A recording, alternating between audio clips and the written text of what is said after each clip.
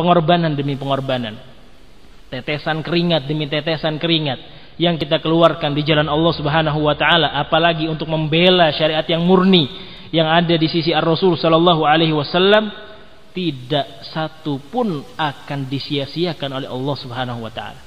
Pasti akan dinilai, pasti akan mendapatkan ganjaran, pasti akan mendapatkan pahala besar dari Allah Subhanahu wa taala, sehingga mereka-mereka yang sudah berkorban di jalan Allah sudah mendapatkan cacian demi cacian, makian demi makian, kejelekan demi kejelekan, cemoohan demi cemoohan, karena berada di atas al-haq, bersabar dan berbahagialah dengan apa yang telah Allah Subhanahu wa taala janjikan. Jangan bersedih, jangan merasa minder, jangan merasa menjadi orang yang paling terpuruk di dunia ini. Jangan berkecil hati. Ada Allah Subhanahu wa taala yang bersama kita.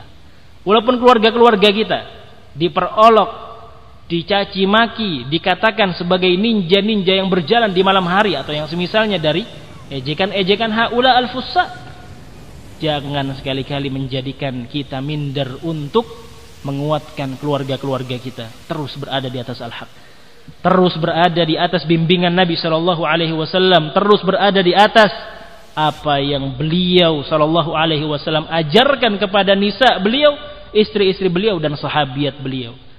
Apa yang kamu rasakan dari caci makian orang-orang di sekitarmu, apa yang kamu rasakan dari pengorbanan, apa yang kamu rasakan dari kesedihan, yakinilah tidak akan disia-siakan sedikit pun oleh Allah Subhanahu wa taala. Walaupun manusia tidak ada yang ridha dengan apa yang kita lakukan. Keridhaan manusia apabila kita cari hanyalah sesuatu yang mustahil, tidak akan mungkin kita dapatkan. Satu manusia ridha kepada apa yang kita perbuat, manusia yang lainnya tidak akan ridha. Dua manusia ridha dengan apa yang kita lakukan, senang mereka dengan apa yang kita lakukan, manusia yang ketiga, keempat tidak akan ridha. Terus demikian. Kalau kita mengejar keridhaan demi keridhaan dari manusia, tidak akan bisa kita hidup di dunia ini. Kita akan tersiksa dengan apa yang menjadi tuntutan mereka. Si fulan menginginkan kita demikian, si Alan menginginkan kita demikian, si Khalal menginginkan kita demikian. Berbeda, masing-masing memiliki pikiran, masing-masing memiliki otak, masing-masing memiliki keinginan. Berbeda antara keinginan yang satu dengan yang lainnya. Maka yang mana yang mau kita ikuti tidak akan bisa. Kalau kita mengikuti si fulan, si Alan akan kecewa dengan kita, si Khallan akan kecewa dengan kita. Kalau kita mengikuti si Khallan, si fulan yang kecewa dengan kita.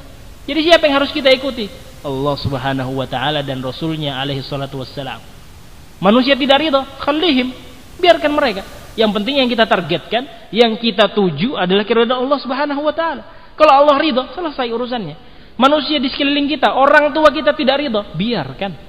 Allah Subhanahu wa taala yang akan menjamin kehidupan kita sampai di akhirat kelak. Tentunya muamalah al-hasanah harus kita berikan tetap kepada kedua orang tua kita, tapi jangan sampai kita mengorbankan akidah kita, kita mengorbankan sunnah yang telah kita kenal karena ingin mendapatkan keridhaan dari manusia. Kita cukur jenggot-jenggot kita bagi yang nisa, al-ummahat, al-akhwat, at-talibat, mencabut atau melepas niqab-niqab mereka, hijab-hijab mereka. Demi apa? Mendapatkan ridha dari kedua orang tuanya. Wal'iyadzubillah. Keridhaan dari manusia, kedua orang tua khususnya, bisa dia dapatkan. Tapi apa mau, apa siap ketika keridhaan orang tua tersebut berhadapan dengan murka dari Allah, wal'iyadzubillah. Radiya anhum bima qamu bihi, apa yang mereka kerjakan, apa yang ahlul haq, ahlus sunnati wal jamaah kerjakan dari prinsip al-wala wal bara, qaidah al-hubbu fillah wal bughdu fillah. Mereka membenci mubtadi'ah, kesyirikan, ahlul bid'ah wal ahwa. Allah Subhanahu wa taala ridha dengan hal tersebut. Wa ma adduhu min huquqillah, dan Allah pun telah ridha karena mereka telah menunaikan hak-hak Allah Subhanahu wa taala. Wa minha al-wala wal bara.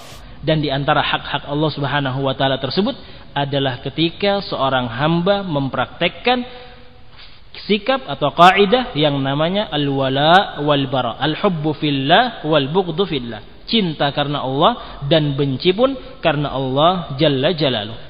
Kalau kita meninggalkan satu pekerjaan, satu maisha, satu kegiatan kita yang dirasa bermaksiat kepada Allah Subhanahu wa taala, penuh dengan syubhat, penuh dengan riba, penuh dengan ini dan itu. Ketika kita keluar dari hal tersebut, maka Allah Subhanahu wa taala yang akan menjamin pengorbanan yang telah kita berikan untuk Allah Jalla Jalaluh. Man taraka syai'an lillah, barang siapa yang meninggalkan sesuatu karena Allah Subhanahu wa taala, awadahullahu khairan minhu. Allah Subhanahu wa taala akan mengganti apa yang telah dia tinggalkan, apa yang telah dia korbankan untuk Allah lillahi jalla jalaluh dengan sesuatu yang jauh lebih baik. Di antaranya ketika ahlul haq mengorbankan telinga mereka dari cemoohan manusia, kejelekan-kejelekan manusia, caci makian manusia. Mungkin mereka harus berjalan dengan penuh ketundukan. Kenapa? Dicaci maki. Kamu orang yang soalim, kamu orang yang akan mengkapling surga Allah, kamu orang yang membatasi orang lain dari surga Allah, kamu. Dia sabar dengan itu semua. Dia korbankan ini. Tetap dia berjalan di atas al-haq, tetap dia berjalan di atas manhajus salaf, walaupun dicaci maki oleh orang-orang yang di sekitarnya, dijelek-jelekan, dituduh macam-macam. Kamu Wahabi, kamu pembunuh berdarah dingin, kamu. Dia sabar. Allah Subhanahu wa taala tidak akan menyia-nyiakan kesabaran tersebut. Dibalas oleh Allah Azza wa Jalla. Orang-orang yang selalu melaksanakan ketaatan demi ketaatan kepada Allah Subhanahu wa taala, mereka adalah Hizbullah. Wa khassatan hadzal hizb ahli sunnati wal jamaah, terkhusus kelompok ahlus sunnati wal jamaah, terkhusus ahlul haq yang benar-benar mengikuti apapun yang telah diajarkan oleh Nabi Muhammad sallallahu alaihi wasallam, dipegang teguh oleh haula ahlus sunnati wal jamaah, haula ahlul haq, dipegang teguh sunnah Nabi sallallahu alaihi wasallam. Kaqabidin alal jamrah, mereka kepanasan dengan sunnah tersebut. Panas tangan-tangan mereka ketika memegang sunnah Nabi sallallahu alaihi wasallam. Keluarga kecil mereka memegang sunnah Nabi, mempraktekkan sunnah demi sunnah. Panas. Akan tapi mereka sabar. Merekalah Hizbullah. Merekalah kelompok Allah Subhanahu wa taala. Ala inna hizballahi humul muflihun.